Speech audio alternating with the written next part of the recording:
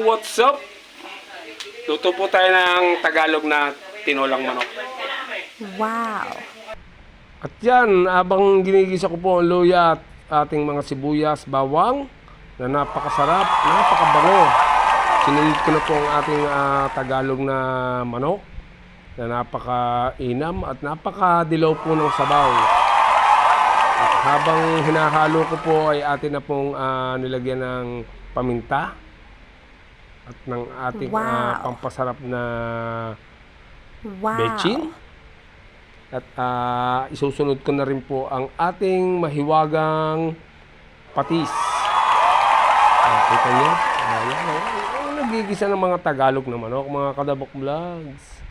Napakasarap po niya. Yan, nilagyan ko na po ng sabaw at madilaw na po ang ating sabaw.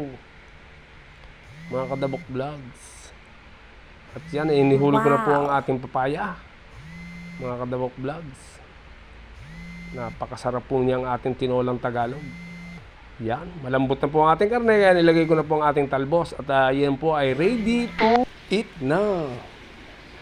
Thank you for watching. Follow more Kadabok Vlogs. Thank you.